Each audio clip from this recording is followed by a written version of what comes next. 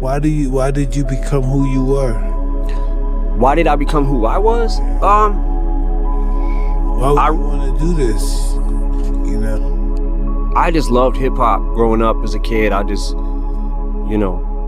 it was like it spoke to me more than any other music I had ever heard before, from early like Ice-T to Fat Boys,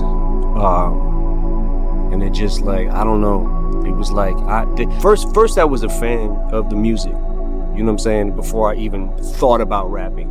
LL Cool J was the one who made me like first start writing rhymes, and I was like 12, 13 maybe, and it sucked. I wasn't good, but like I had to keep practicing. I gave it up for a little while, then I started again back when I was like 15 and started being able to kind of put songs together.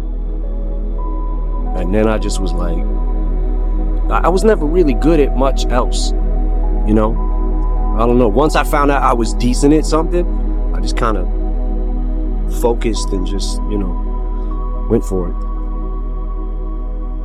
I never really like got into rock and roll or R&B or blues or anything like that. I just, I'd listen to songs on the radio or whatever my mom was listening to in the car, but once hip hop came along, I just felt like, man, this is like, I don't know, I just was all in. How old were you when that started? Hip hop, the first time I heard anything, my Uncle Ronnie brought over a tape of the Breakin' soundtrack, and it had Reckless on it from Ice-T. My Uncle Ronnie started liking rap before I did, and then he kind of introduced me to it. And right around that time, I think, the movie had just come out, and I saw the movie, and I was like, yo, I love it. It just spoke to me in a way that no other music had spoke to me before. So one day this is literally the day before I go to the Rap Olympics, and thank God for Wendy Day, man, because she paid for my plane ticket. But that day, we're like, what the I come home from work, me and my boy, and we're like, what the fuck, all our shit is on the lawn. So that happened, and then I had to break into the back because I had nowhere to stay. So I had to break into the house through the back window, which was my old window. Broke in, slept on the floor, got up the next day, went to the Rap Olympics. The first prize was $500, and I needed that $500, man, and I lost. And I was fucking devastated. And then this kid, Dean Geislinger, walks up to me, and he's like, yo, man, you got one of those CDs? And I was like, yeah. And I kind of just tossed it to him, right? And didn't think nothing of it. I didn't know that Dean worked with Jimmy Iovine. So he gave it to Jimmy. Jimmy gave it to Dre.